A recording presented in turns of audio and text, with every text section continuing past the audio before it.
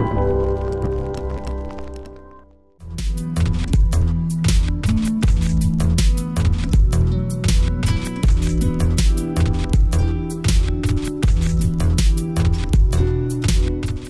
volta ao Horizonte Debate. Hoje falamos sobre alternativas de transporte público eficiente. Mas antes de voltar ao debate, tem um recado. O Santuário Basílica da Piedade, localizado na cidade de Caeté, está cada dia mais bonito, graças à colaboração dos doadores da campanha Faço Parte. Há 10 anos estamos juntos na campanha, ajudando a melhorar a estrutura da Casa da Padroeira de Minas Gerais, para bem receber os milhares de fiéis que sobem a serra para rezar. Agradecer e contemplar a magnífica obra divina? Ligue você também para o número 3319-6111 e ajude a manter a Casa da Mãe Piedade. Elzo, Ronaldo, como que foi o recebimento, a terça-feira de feriado, um feriado em Belo Horizonte comparado com o Rio de Janeiro, Elzo, você colocou isso no primeiro bloco, a gente em sucesso, a cidade em festa, e aí, no final da tarde, acontece a notícia do acidente. Como é que foi para você, Ronaldo, pensar isso tudo? Bom, os trabalhadores ficaram muito consternados, né? Nós tivemos no velório do companheiro, praticamente a gente tem um contato através do WhatsApp, praticamente de todos os trabalhadores do sistema estiveram lá no velório, né? Os trabalhadores realmente ficaram consternados porque naquele primeiro momento foi ventilada a questão do falta de freio. Sim. E aí os trabalhadores, né, como toda a sociedade de Belo Horizonte, viu aquilo como uma irresponsabilidade do patrão e, consequentemente, do sistema. Então as pessoas quiseram dar o seu grito de protesto.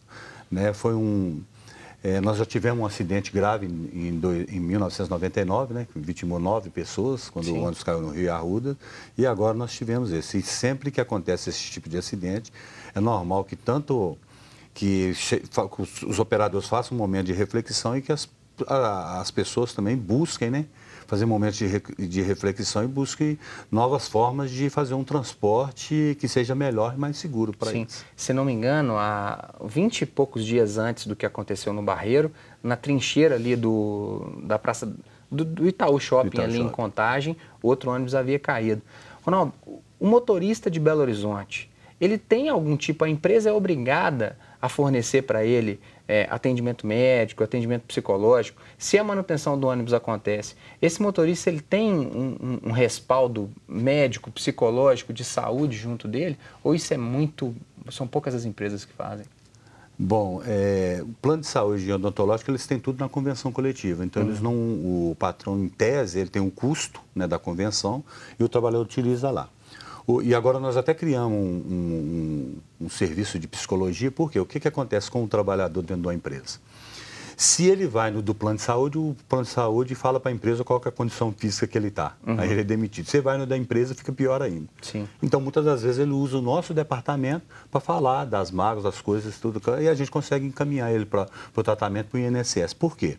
Motorista doente no sistema de transporte coletivo, ele está desempregado.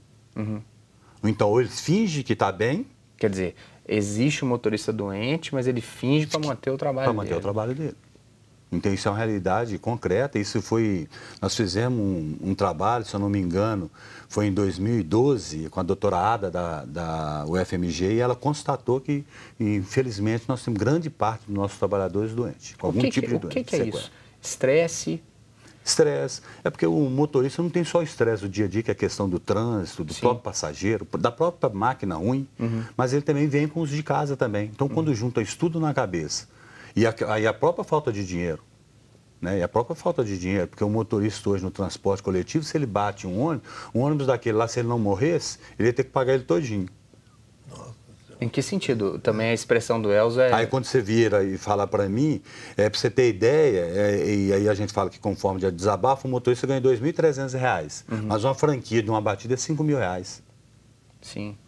Você está entendendo? Então ele... Então não tivesse dado vítima nenhuma, ele cometeu um erro ali e aí o ônibus acabou caindo... É que em tese a legislação trabalhista, infelizmente a CLT ela fala isso, que no caso de risco no caso de dolo ou culpa do operador, de qualquer trabalhador, é lícito desconto no pagamento dele.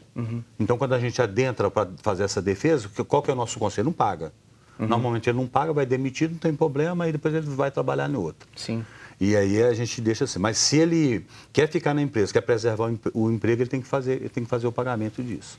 Há pouco tempo, o noticiário, isso acontece todo dia, mas aí o noticiário muitas vezes ele ruma para algum tema que acaba dando um pouco mais de repercussão. Correto. De brigas dentro dos ônibus que acabavam gerando acidentes. Foi inclusive um acidente grave em um viaduto no Rio de Janeiro, onde um passageiro brigou com esse motorista perdeu o controle, acabou avançando, caindo de um viaduto.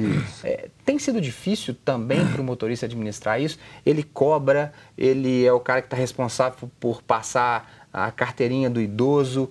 Como que está sendo esse processo, Ronaldo?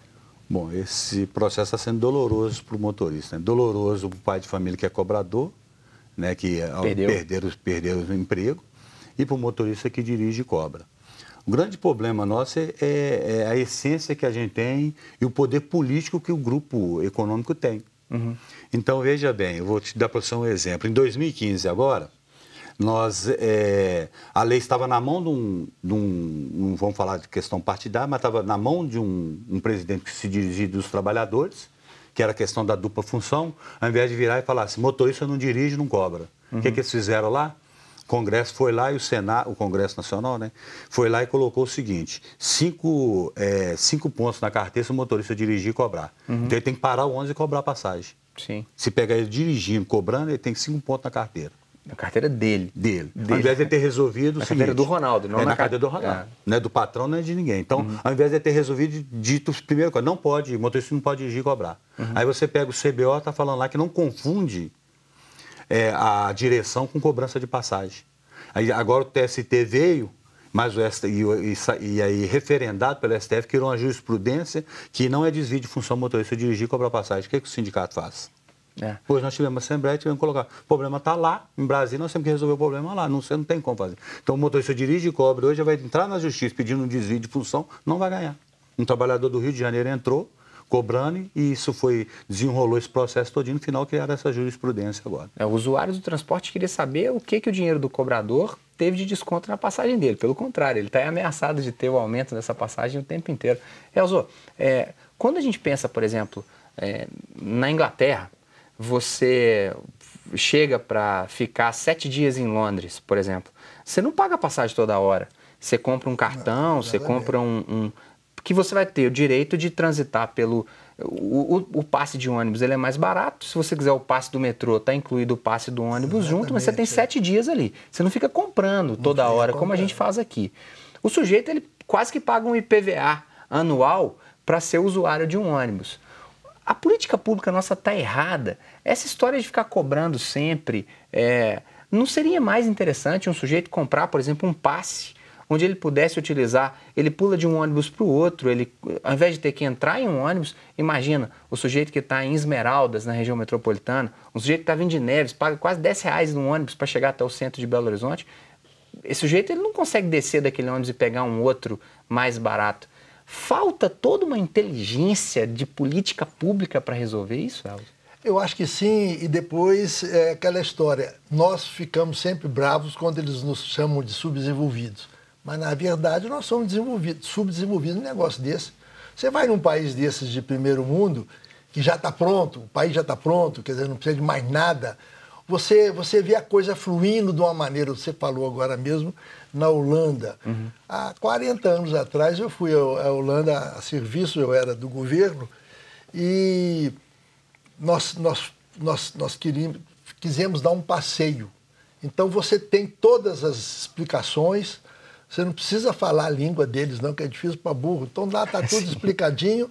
Então você compra uma passagem dessa, essa passagem me botou num trem, eu parei numa estação, desci, sem falar a língua deles, sem eles falarem a minha, tem as indicações, eu entrei no ônibus, fui até uma segunda cidade, dali passei para uma terceira cidade e entrei no lugar onde queria entrar com aquela mesma passagem. Quer dizer, paguei e fiz tudo isso com a maior tranquilidade.